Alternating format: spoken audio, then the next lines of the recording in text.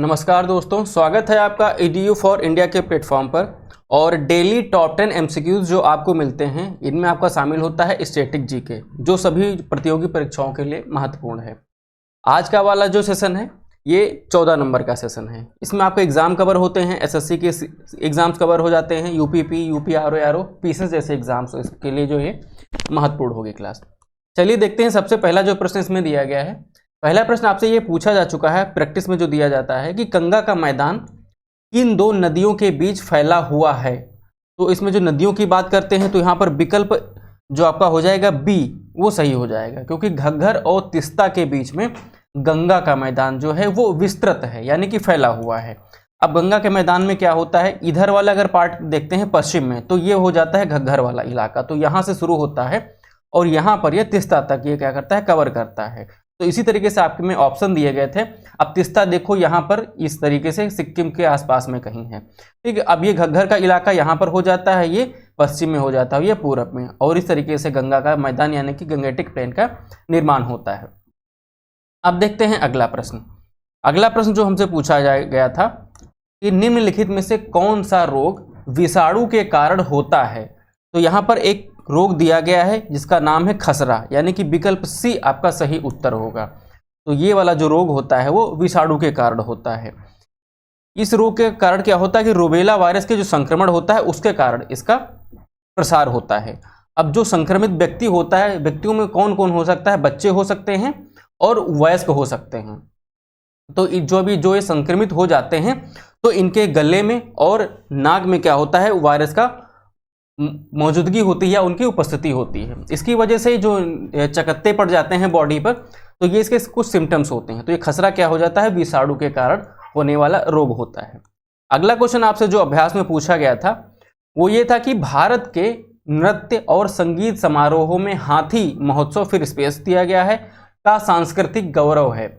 तो यहाँ पर जो आपका सही विकल्प हो जाएगा, सही उत्तर होगा, वो महाराष्ट्र हो जाएगा। यानी कि जो यहाँ पर फिल द ब्लैंक्स दिया गया है, यहाँ पर हम महाराष्ट्र फिल करेंगे। आपका विकल्प D सही उत्तर होगा। ये हर साल क्या होता है, फरवरी के माह में मनाया जाता है। और ये मुंबई में क्या है, महाराष्ट्र में जो एलिफेंटा द्वीप है वहाँ पर इसका आयोजन किया जाता है। और जो एलिफेंटा जो द्वीप पे जो आपकी गुफाएं बनी हुई, इनका जो समूह है, गुफाओं का समूह, तो ये जो हिंदू भगवान हैं शिव, तो इनको ये समर्पित हैं।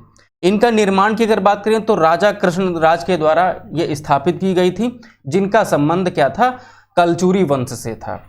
अगला क्वेश्चन जो आपसे पूछा गया था अभ्यास में वो ये था कि निम्नलिखित में से कौन सा ऑस्कर पुरस्कार पाने वाले पहले भारतीय हैं। तो इसमें आपका जो विकल्प A है वो सही उत्तर हो जाएगा, क्योंकि भानु अथैया जी को ये पुरस्कार प्राप्त हुआ था पहली बार में। इनको गांधी फिल्म के लिए यह पुरस्कार दिया गया था 1983 में। और इनको किस कैटेगरी में दिया गया था, तो जो कॉस्ट्यूम डिजाइनिंग का काम था उसके लिए इन्हें ये प्रदान किया गया था।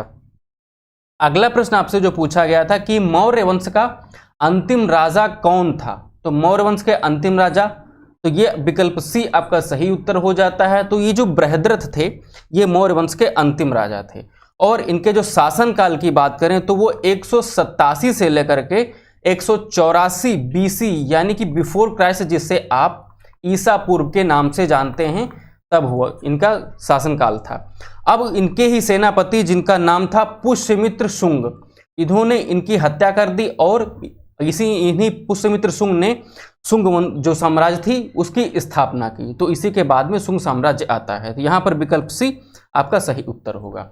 अगला क्वेश्चन आपसे जो पूछा गया था अभ्यास प्रश्न में कि 1932 का पूना पैक्ट महात्मा गांधी और के बीच में एक समझौता था। तो किसके बीच में था, तो जो ये समझौता होता है वो होता है आपका 5 मार्च को होता है और 1932 में होता है। ये समझौता होता है B.R. अम्बेडकर और गांधी जी के मध्य में होता है।